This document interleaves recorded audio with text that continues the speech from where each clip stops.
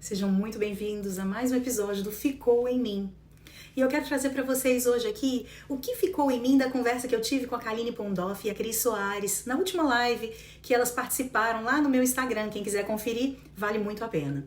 Talvez esse seja um tema, gente, que atravessa gerações, histórias, traz cicatrizes até um pouco silenciosas aí ao longo da nossa vida, né? Porque no fundo todo mundo carrega dentro de si alguma marca da relação com quem cuidou de você, com quem ajudou a criar você. Olha, prestem bastante atenção, a gente vai falar da diferença dos pais presentes para pais disponíveis. E eu pedi para a Cris traduzir para mim um pouco a respeito disso. Qual é a diferença, Cris? O que diferencia um pai presente de um pai disponível? E ela falou, olha, Adriana, a presença é corpo, a disponibilidade é alma. E só aí ela já conseguiu atravessar o meu coração de uma maneira muito sensível, né? A Kaline, logo em seguida, ela vem contando pra gente que os pais geralmente presentes são aqueles que estão ali do lado, realmente levando pro futebol, é o pai que tá levando pra escola, é o pai que garante o pagamento das contas de casa, garante o básico dentro de casa. Socialmente, ele é o pai que cumpre com o seu papel, conforme a sociedade espera. Mas o pai disponível, ele consegue estar num nível que vai um pouquinho além disso, na verdade, bem além disso. Ele é um pai que faz parte de um outro grupo de pais, vamos chamar assim. É o pai que percebe quando o filho, por exemplo, fala menos que o normal. É o pai que repara lá dentro, no fundo do olhar de um filho. É o pai que sabe qual é o lanche que o filho mais ama levar para a escola. Gente, esse é o pai que, quando o filho tem sonhos, ele não conta para muitas pessoas, mas o pai já sabe, o pai está conectado. É o pai que escuta, é o pai que não simplesmente ouve com seus ouvidos, ele ouve com a sua alma. Na verdade, ele consegue ouvir até aquilo que nem foi dito. E quando a gente fala de pais, a gente não está falando só de pai, o pai homem, né? A figura masculina do pai. A gente está falando da mãe, a gente está falando de quem educou, de quem criou. Então, esse pai disponível, ou essa mãe disponível, esse educador disponível, é aquele que consegue perceber quando o filho está chamando, mesmo através do silêncio.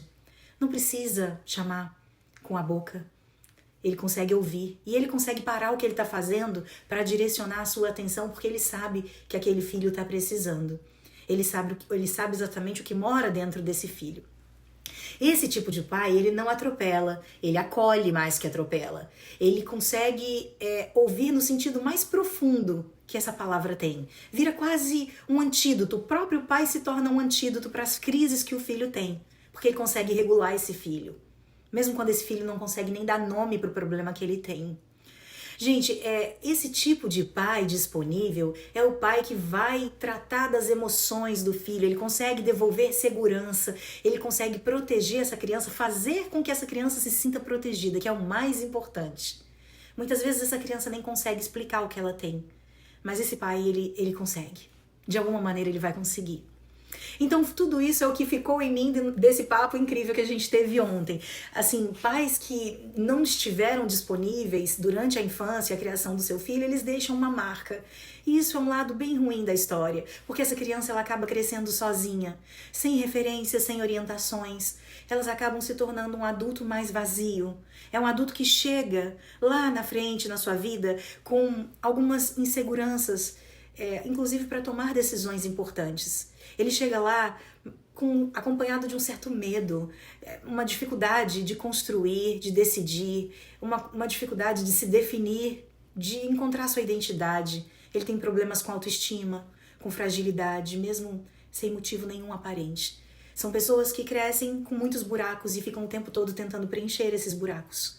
E o pior é que muitos desses seres humanos que cresceram dessa forma só vão conseguir perceber isso quando eles se tornam pais e mães, quando eles se tornam educadores, quando eles se tornam responsáveis por uma criança, por tomar conta de uma criança, por cuidar de uma criança também. Eles fazem isso tudo de novo que fizeram com eles, mesmo sem eles quererem, mesmo tendo prometido que eles jamais fariam isso com alguém. Mas, gente, o mais importante de tudo isso que a gente está falando é nós entendermos que esse papo aqui é um papo de gente grande. Falar de parentalidade é tratar sobre questões emocionais sem apontar dedos. É a gente discutir sobre como viver melhor, como ajudar o outro a viver melhor. E no meio de tudo isso, um ponto que fica muito forte em mim É a construção das memórias afetivas. Essa é uma parte da nossa conversa que não tem como esquecer.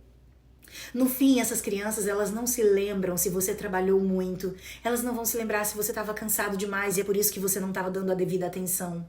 Elas não vão se lembrar se você estava correndo demais.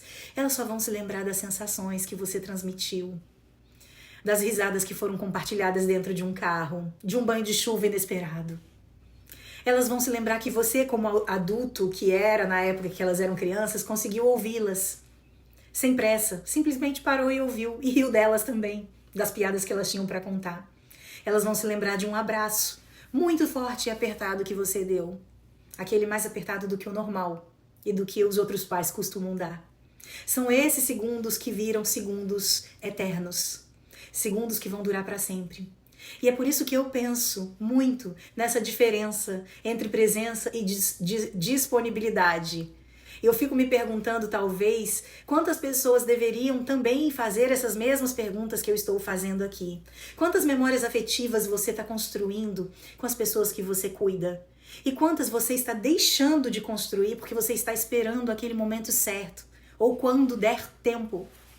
Porque no fim, gente, o que realmente vai fazer a diferença, o que transforma pequenos momentos em marcas eternas, é a disponibilidade da sua alma. É isso que transforma o estar junto em estar ao lado, acompanhando. É isso que transforma rotinas em lembranças, memórias, presença em vínculo. Foi justamente tudo isso que ficou em mim, dessa conversa de ontem.